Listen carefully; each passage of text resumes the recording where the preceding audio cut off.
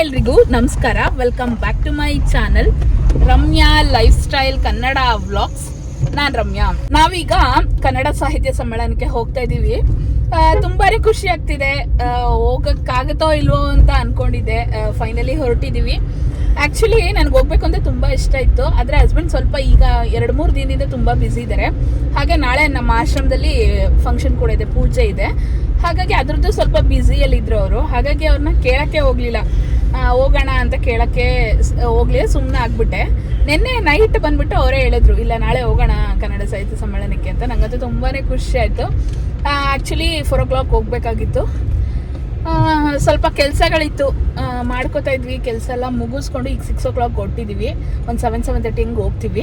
ಕನ್ನಡ ಸಾಹಿತ್ಯ ಸಮ್ಮೇಳನ ಮಂಡ್ಯದಲ್ಲಿ ನಡೀತಾ ಇದೆ ಅಲ್ವಾ, ಹೇಗೆಲ್ಲ ಇದೆ, ಏನೆಲ್ಲ ಮಾಡಿದ್ದಾರೆ ಎಲ್ಲ ಕೂಡ ನಾವು ನೋಡಿಕೊಂಡು ನಿಮ್ಮ ಜೊತೆ ಕೂಡ ಶೇರ್ ಮಾಡ್ಕೋತೀವಿ. ನಮ್ಮ ಜೊತೆ ನೀವು ಕೂಡ ಬನ್ನಿ, ಕನ್ನಡ ಸಾಹಿತ್ಯ ಸಮ್ಮೇಳನಕ್ಕೆ ಹೋಗೋಣ. ಆ್ಯಕ್ಚುಲಿ ಒಂದು 6-7 years ಬ್ಯಾಕ್ ನಮ್ಮ ಮೈಸೂರಲ್ಲಾಗಿತ್ತು. ಅವಾಗ ನಾವು ತುಂಬಾ ಖುಷಿಯಾಗಿ 2-3 ದಿನ ಹೋಗಿ ಬಂದಿದ್ವಿ. ಇವತ್ತು ಲಾಸ್ಟ್ ಡೇ ಕನ್ನಡ ಸಾಹಿತ್ಯ ಸಮ್ಮೇಳನ ಇರೋದು. ಹಾಗಾಗಿ ಇವತ್ತಾದರೂ ಹೋಗ್ತಾ ಇದೀವಲ್ಲ ನೈಟು ಅಂತ ತುಂಬಾ ಖುಷಿ ಆಗ್ತಾಯಿದೆ. 3 ಜನ ಕೂಡ ರೆಡಿಯಾಗಿ ಹೊರಟಿದ್ದೀವಿ. ಹಾಯ್ ಎಲ್ರಿಗೂ ನಮಸ್ಕಾರ. ಖುಷಿಯಾಗಿರಿ. ತುಂಬಾ ದಿನ ಆಗಿತ್ತು ನೀವು ನಮ್ಮ ಫ್ಯಾಮಿಲಿನ ಮೀಟ್ ಮಾಡಿ.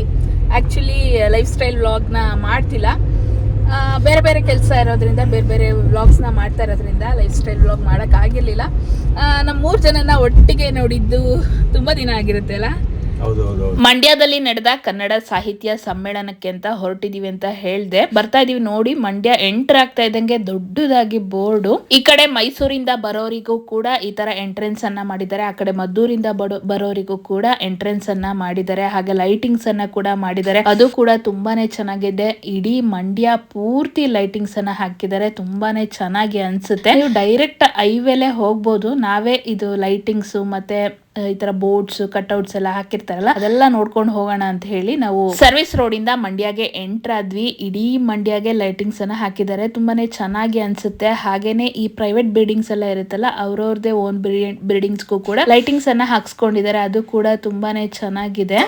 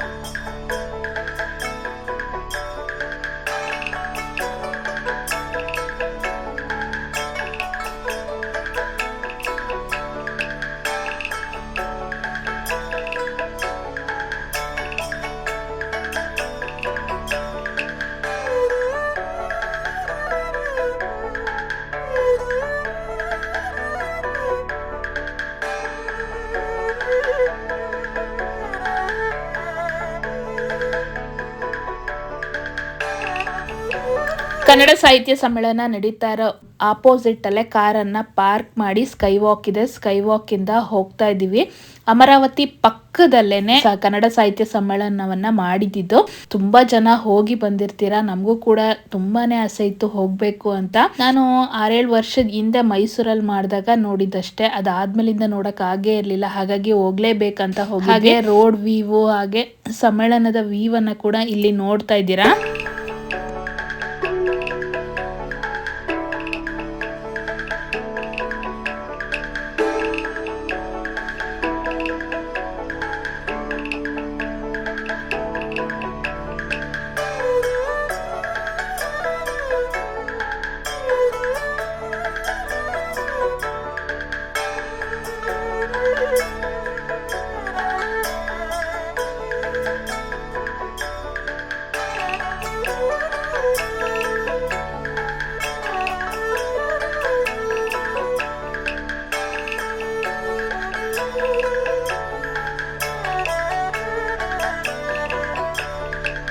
ಸಮ್ಮೇಳನ ಎಂಟರ್ ಆಗ್ತಾ ಇದ್ದಂಗೆ ತುಂಬಾನೇ ಚೆನ್ನಾಗಿ ಲೈಟಿಂಗ್ಸ್ ಅನ್ನ ಮಾಡಿದ್ದಾರೆ. ಹಾಗೆ ತುಂಬಾನೇ ಜನ ಇದ್ರು. ನಾವು ಸಂಡೇ ಅಂದ್ರೆ ಲಾಸ್ಟ್ ಡೇ ಹೋಗಿರೋದ್ರಿಂದ ತುಂಬಾನೇ ಜನ ಇದ್ರು. ಹಾಗೆ ತುಂಬಾನೇ ಚೆನ್ನಾಗಿತ್ತು ಅಂತಾನು ಅನಿಸ್ತು. ನಮ್ಗಂತೂ ತುಂಬಾನೇ ಖುಷಿ ಆಯ್ತು ಹೋಗಿದ್ದು. ಎಂಟರ್ ಆಗ್ತಾ ಇದ್ದಂಗೆ ಕನ್ನಡ ಫ್ಲಾಗ್ ಅನ್ನ ಪೇಂಟ್ ಅಲ್ಲಿ ಬರೀತಿರ್ತಾರೆ. ತುಂಬಾ ಜನ ಬರೀತಿರ್ತಾರೆ. 10 rupees ಅನ್ನ ತಗೊಂಡ್ರು. ಫೇಸ್ ಮೇಲೆ ತುಂಬಾನೇ ಚೆನ್ನಾಗಿ ಹಾಕೊಟ್ಟಿದ್ರು ಪೇಂಟ್ ಅನ್ನ. ಹಾಗೆ ಮುಂದೆ ಹೋದ್ರೆ ಕರ್ನಾಟಕದ ಫ್ಲಾಗ್ ಕಲರ್ದು ಶಾಲ್ ಅನ್ನ ಮಾರ್ತಾ ಇದ್ರು. ಅದನ್ನು ಕೂಡ ತಗೊಂಡ್ವಿ. ಅದು ಕೂಡ ತುಂಬಾನೇ ಚೆನ್ನಾಗಿ ಅನಿಸ್ತು. ತುಂಬಾ ಜನ ಇದ್ದಿದ್ರಿಂದ ಏನೋ ಒಂಥರ ಖುಷಿ, ಚೆನ್ನಾಗಿತ್ತು ಹೋಗಿದ್ದು. ಸಮು ಪೇಂಟ್ ಹಾಕ್ಸ್ಕೊಂಡಿರೋದನ್ನ ನೋಡಿದೀರಾ, ತುಂಬಾ ಚೆನ್ನಾಗಿ ಕಾಣಿಸ್ತಿದ್ದ. ಹಾಗೆ ಶಾಲ್ ಹಾಕೊಂಡು ಎಲ್ಲ ಕೂಡ ಫೋಟೋ ವಿಡಿಯೋ ಎಲ್ಲ ತೆಕ್ಕೊಂಡ್ವಿ.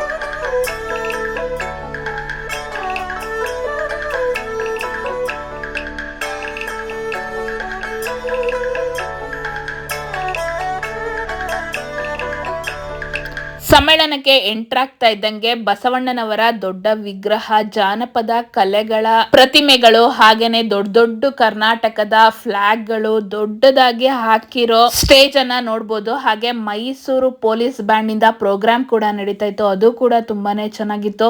ನಾವು ಕೂಡ ಸ್ವಲ್ಪ ಹೊತ್ತು ಕೂತ್ಕೊಂಡು ಪ್ರೋಗ್ರಾಮ್ ಅನ್ನ ನೋಡಿದ್ವಿ. ಪ್ರೋಗ್ರಾಮ್ ಅನ್ನ ನೋಡ್ಕೊಂಡು ಹಾಗೆ ಸ್ವಲ್ಪ ದೂರದಲ್ಲಿ ಊಟನ ಸರ್ವ್ ಮಾಡ್ತಾ ಇದ್ರು. ನಾವು ಆಶ್ರಮಕ್ಕೆ ಹೋಗ್ಬೇಕಾಗಿತ್ತು. ಆಶ್ರಮದಲ್ಲಿ ಪೂಜೆ ಇತ್ತು. ಹಾಗಾಗಿ ಅಲ್ಲಿಗೆ ಹೋಗೋಣ ಅಂತ ಹೇಳಿ ಅಲ್ಲಿ ಊಟ ಮಾಡಿರ್ಲಿಲ್ಲ. ಹಾಗೇನೆ ತುಂಬಾ ಸ್ಟಾಲ್ಸ್ ಗಳನ್ನ ಹಾಕಿದ್ರು.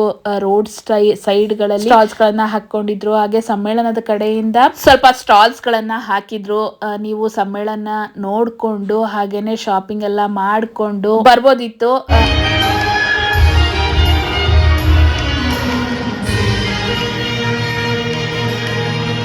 ನನಗೆ ಯಾವ ತರ ಫೀಲ್ ಆಯ್ತು ಅಂದ್ರೆ, ಊರುಗಳಲ್ಲಿ ಹಳ್ಳಿಗಳಲ್ಲಿ ಜಾತ್ರೆಗಳು ಮಾಡ್ತಾರೆ. ಆ ಜಾತ್ರೆ ಅತಿ ದೊಡ್ಡ ಮಟ್ಟದಲ್ಲಿ ಕನ್ನಡದ ಹಬ್ಬ, ಕನ್ನಡದ ಜಾತ್ರೆ ಅಂತಾನೆ ಹೇಳ್ಬೋದು. ಮಕ್ಕಳಿಗೆ ಕನ್ನಡದ ಬಗ್ಗೆ ನಾವು ತಿಳಿಸಿ ಹೇಳ್ಕೊಡ್ಬೋದು. ಹಾಗೆ ಅಲಂಕಾರಿಕ ಗೊಂಬೆಗಳು, ಕನ್ನಡದ ಬಗ್ಗೆ ಅರಿವು ಎಲ್ಲವನ್ನ ಕೂಡ ಮಾಡಿದ್ದಾರೆ. ಮಂಡ್ಯ ಅಂದ್ಮೇಲೆ ಬೆಲ್ಲ ಸಿಗದೆ ಇದ್ರೆ ಆಗುತ್ತಾ, ಹಾಗಾಗಿ ಮಂಡ್ಯದ ಬೆಲ್ಲವನ್ನ ಕೂಡ ಸೇಲ್ ಮಾಡ್ತಾ ಇದ್ರು. ನಾವು ಸಾಹಿತ್ಯ ಸಮ್ಮೇಳನವನ್ನ ನೋಡ್ಕೊಂಡು ತುಂಬಾನೇ ಖುಷಿ ಪಟ್ಟು ಈಗ ಮೈಸೂರು ಕಡೆ ಹೊರಟಿದೀವಿ. ಈ ವಿಡಿಯೋ ಹೇಗಿತ್ತು ಅಂತ ಕಮೆಂಟ್ ಮಾಡಿ ತಿಳಿಸಿ. ಈ ವಿಡಿಯೋ ನಿಮ್ಗೆ ಇಷ್ಟ ಆದ್ರೆ ನನ್ನ ಚಾನೆಲ್ ನ ಸಬ್ಸ್ಕ್ರೈಬ್ ಮಾಡಿ, ಪಕ್ಕದಲ್ಲಿರೋ ಬೆಲ್ ಐಕಾನ್ ನ ಕ್ಲಿಕ್ ಮಾಡಿ ಆಲ್ ಅಂತ ಸೆಲೆಕ್ಟ್ ಮಾಡಿ. ನಾನು ಯಾವುದೇ ವಿಡಿಯೋ ಹಾಕಿದ್ರೆ ನೋಟಿಫಿಕೇಶನ್ ಬರುತ್ತೆ. ನನ್ನ ವಿಡಿಯೋ ಇಷ್ಟ ಆದಲ್ಲಿ ಲೈಕ್ ಮಾಡಿ, ಶೇರ್ ಮಾಡಿ, ಕಮೆಂಟ್ ಮಾಡಿ, ಸಬ್ಸ್ಕ್ರೈಬ್ ಮಾಡಿ. ನೆಕ್ಸ್ಟ್ ವಿಡಿಯೋದಲ್ಲಿ ಸಿಗ್ತೀನಿ. ಖುಷಿಯಾಗಿರಿ. ನಮಸ್ಕಾರ.